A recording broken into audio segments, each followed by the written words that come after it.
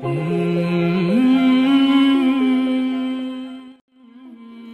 qizning hikoyasi. U boshlang'ich maktabni bitirib, kursga kelgan edi. Oilasidagilar uning o'z ixtiyorligi bilan kelganligini aytdi. Tizimga oldirish uchun uning ismini so'rag'animda Fatima deb javob berdi va qilchiklanmasdan "Agar meni qari qilmasangiz, sizni nutqim yo'q" dedi. Uning bu keskin so'zi uni yeshilin bakroq pishib yetilgan ko'rsatdi. Kulib turib, "Qo'rqmang qizim. Siz xohlasangiz qari mi qilamiz, ustoz mi qilamiz" dedi. Bu so'zlarimni anglagandan keyin uning kichikkina ko'zlari chaqnab ketdi. Fatimaning opasi, "Kechiring ustoz, kichik bola emasmi? Mahallamizning imomidan Payg'ambar alayhisalomning Qur'onni yodlaganlarga jannatda toj kiydiriladi degan hadisni anglagandan keyin qari bo'laman deb turib oldi. Bizmo boshqa bir amal qila olmadik" dedi. Uningga tasalli berishning lozimligini his qildim. Hechqisi yo'q ammo kashki hamma odam sizdek anglaganlarga darhol amal qilsa. Ansirmang, qizingiz oldi bilan Allohga, ondan bizga omonat dedim. U ayol mening qo'limni tutib söymoqchi bo'lganida qo'limni keyniga tortdim va xijil bo'ldim. Men darhol uning qo'lini tutdim va qo'lni so'ydim. U ayol ko'zlari yosh holatda, "Ustoz, mening bu qo'llarim gunohkor qo'llardir. Aslida söylashga loyiq qo'llar sizning qo'llaringiz" dedi. Men "Astag'firulloh, undaq demang hamma. Bu oxiratda bilinadi" dedim. Men bu suhbatdan keyin Fatimani sindiğimda Fatimaning Erzurumdan ekanligini bildim. Men bir oz o'ylandim. Fatima bu kichik kishida qandoq bo'lib bu yerda qilishni o'ylagandi.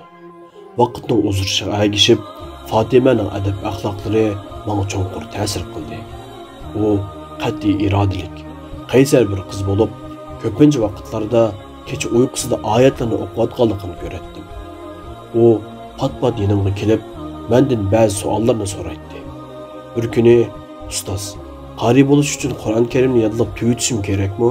deb so'radi. Men "Albatta, Qur'onning hammasini yodlaysiz, ondan qari bo'lasiz" dedim. Bu javobdan uning ko'ngli bak yerim bo'lgandek qiladi. U bir narsa demoqchi edi, ammo demasdan rahmat aytib chiqib ketdi. Darslarim orasida men ularga Qur'onni yodlash bilan ishning oxirlashmaydiganligini, cho'qim hayotimizni yodlagan Qur'onning ko'rsatmalari bo'yicha yashashimiz kerakligini doim eskartib turardim. O'quvchilardan biri mendan "Ustoz, Fatimaning opasi tahorat olmaganlarning qarilarni tutsa bo'lmaydiganligini aytibdi. Bu rostmi?" deb so'radi. Bu haqiqatan hayron qolarlik bir savol edi. Men ichimda "Maşallah" dedim va ularning savollariga javob berish uchun ajdodlarimizning Osmonli davrida Qur'on va qarilarni qadrlash va hurmatlash uchun shunday qilganligini aytdim. Ular bu javobdan bakmi so'yindi. Ularning hammasi o'zlarini takchilarlik parildab turgan oltindek his qilishadi. Bu his tuyg'uni ular his qilmasa, kimmi his qiladi? Ularning tangtushlari hech nimadan g'amsiz ko'chalarda o'ynab yuradigan bo'yishida Allohning kalomi bizning bosh tojimiz bo'lgan Qur'on Karimni yodlash uchun ota-onalardan ayrilib bu yerda yashayotdi. Ular uchun bu his tuyg'ular hargizmi ko'p emas. His qilsin dedim men o'z-o'zimga. Bu jarayonda Fatima pat-pat kasal bo'lib, kasalxonada bo'lib qoldi. Vaqtning o'tishiga ergishib, Fatimaning ruhiy holati va salomatlik texmi nacharlashdi. Uning darsini 2 qatim qo'ldan berib qo'ygandan keyin so'rashga majbur bo'ldim. "Nima ish bo'ldi qizim? Onangizni seg'indingizmi?" deb so'radim. U menga burildi. Past va titrak olashgan bir ovoz bilan "Yo'q" deb javob berdi. Uning chiroyi intayin tatrang'u va sulg'un ko'rinadi. "Undaqda nima ish kayfiyatingiz bundoq nachar? Ham doim kasal bo'lib qolasiz" dedim. Uning ko'zlari yashargan edi. Men o'tinish talaffuzida "Meni xato tushunmasangiz ustoz. Menga ishoning. Men hargiz bu onamni seg'inganligimdan va yoki ketgim kelganligidan bundoq qilmadim. Men Allohdan bak qo'rqaman va bu yerni bak yaxshi ko'raman. Agar men bu joydan ayrilsam, Alloh oxirat kuni mendan buning hisobini so'ramasmi?" dedi. Bu so'zlarni anglaganimda tilim tutildi va ko'zlarim yashardi. Hech nima deyolmasdan uning yonidan ayrildim. Hatto men o'zimni gunohkordek his qildim. Ya Rabbim, u kichkina qalbdagi iymon nimancha mustahkam va sana bo'lgan sevgi nimancha kuchlik dedim o'z-o'zimga. Men pat-pat uningga hayronlik va qoyillik ichida qarab ketdim. Bir kuni u yana kasal bo'lib qoldi. Uni doktorxonaga olib borishga majbur bo'ldik. Nurg'un tekshirishlardan keyin doktor do'stim menga bu o'quvchini darhol oilasidagilarning yoniga avating dedi. Men hayron qolarlik ichida ajaba nima ishqa deb so'radim. Balkim ko'nglingiz yerim bo'lishi yoki ishonmasligingiz mumkin. Ammo bu o'quvchi rak kasali dedi.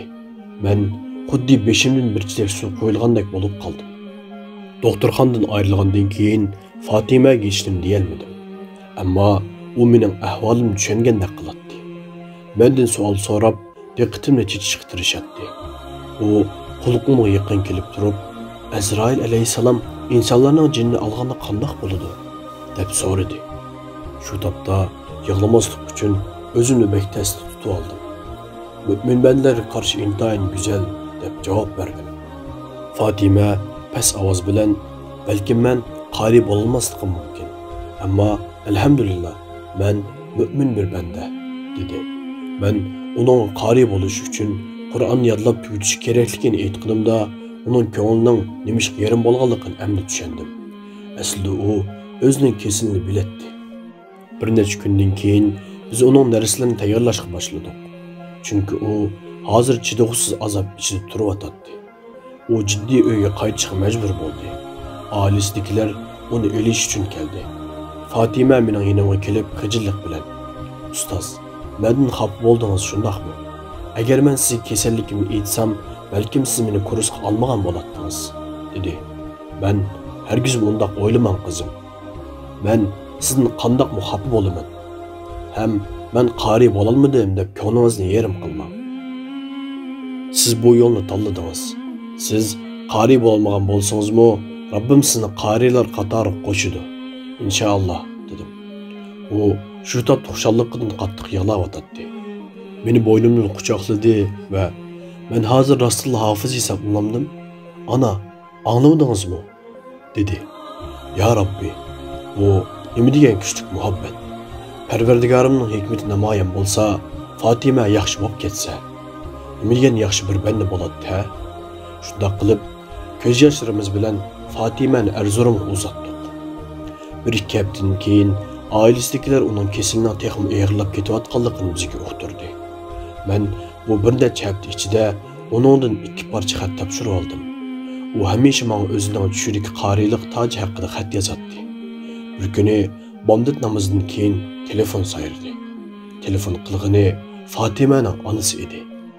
Yig'arlash bir ovoz bilan: "Ustoz, Fatima vafot bo'ldi. Uning uchun Qur'on tamom qilib qo'yarsizmi?" dedi. Men o'zimni tutolmay yig'lashga boshladim. Apis telefonni qo'yishdan burun meni tasalli etgan holatda bundoq dedi. Fatima vafot bo'lishdan burun ustozimga aytib qo'ysangiz ana. Azrail alayhisalom ustozimning degandan chiroyli ekan dedi.